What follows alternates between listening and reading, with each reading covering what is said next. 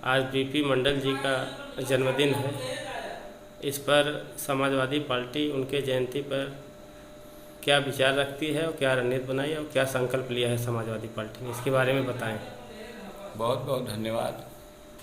आदरणीय बीपी मंडल साहब पिछड़ी जात के नायक के रूप में जाने जाते हैं। सब अस्त व्यस्त, स्वतंत्रता के बाद अस्त व्यस्त समाज, ऊंच नीच, गरीबी अमीरी के रूप में चल रहा था। जनता पार्टी की सरकार ने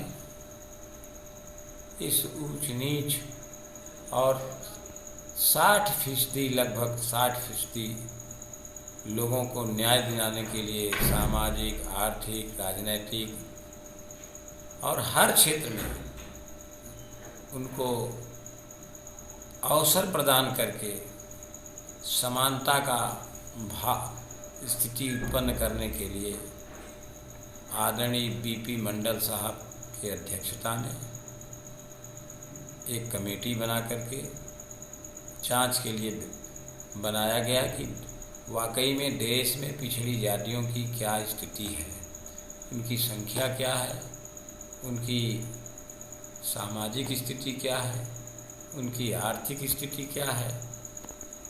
ये सब के बारे में अध्ययन करने के लिए बनाया गया, जिसे बहुत ही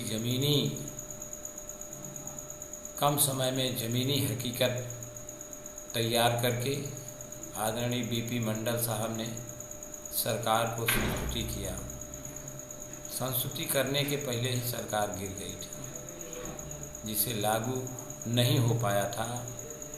फिर जनता दल के सरकार में हमारे सोशलिस्ट के पोषक आदरणीय डॉक्टर राम मनोहर लोहिया जी ने भी नारा दिया था कि पिछड़ों ने अब बांधी गांठ, सोशलिस्टों ने अब बांधी गांठ, पिछले पाँव 100 में 60। इसी सिद्धांत पर मंडल आयोग की सिफारिशें लागू की गई जनता दल के सरकार में। इसके बाद फिर तमाम लोग कोर्ट में गए। फिर कोर्ट के आदेशों के बाद मंडल आयोग की सिफारिश लागू की गई। लेकिन जिन उद्देश्यों से मंडल आयोग की सिफारिश लागू की गई, उसका सही मायने में अभी तक उसका लाभ पिछड़ों को नहीं मिला। पिछड़े आज भी शोषित हैं, पिछड़े हैं, कमज़ोर हैं, शिक्षा के क्षेत्र में भी व्यवस्था नहीं है। तमाम ऐसी विसंगतियां हैं जिससे आज भी हम समाज में आगामी विधानसभा चुनाव नज़दीक है, समाजवादी पार्टी की क्या रणनीति है? समाजवादी पार्टी हमेशा शोषितों, गरीबों, पिछड़ों, दलितों, अल्पसंख्यक, अन्याय जिसके खिलाफ हुआ, हमेशा उसको उठाने का काम किया। तमाम योजनाएं बनाई। जब भी समाजवादी पार्टी की सरकार बनी, हमारे समाजवादी पार्टी के संस्थापक आदरणीय पूर्व मुख्यमंत्री धरतीपुत्र मुलायम सिंह यादव जी ने तमाम योजनाओं को अपनी सरकार में लागू करके एमएलए एमएलसी बना करके, टिकट दे करके, तमाम नौकरियों को बैकलॉग निकाल करके मंडल आयोग की सिफारिशों और पिछड़ों, शोषितों को आगे बढ़ाने का काम किया। तमाम रोजगार परक योजनाओं को लागू करके उसी पैटर्न पर हमारे 2012 की सरकार में समाजवादी पार्टी के राष्ट्रीय अध्यक्ष जी ने सैकड़ों की संख्या में योजनाओं को लागू किया, तो जिससे जो सामाजिक रूप से पिछड़े लोग हैं उनको ऊपर किया जाए। और हमेशा समाजवादी पार्टी ऐसे लोगों को आगे बढ़ाने का, समाजवादी पार्टी ने तो विकास बहुत किया था, फिर समाजवादी पार्टी की हार कैसे हो गई?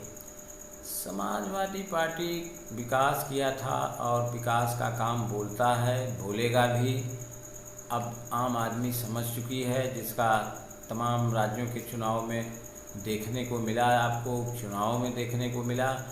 और समाजवादी पार्टी, ये जो भारतीय जनता पार्टी के लोग हैं, ये इनके पास न कोई काम है न कोई एजेंडा है। ये भावनात्मक रूप से बांटने का काम करते हैं और बांट करके सत्ता जरूर हासिल कर लिए, लेकिन आने वाले दिनों में आम आदमी ये समझ चुका है कि काम किसका बोलता है।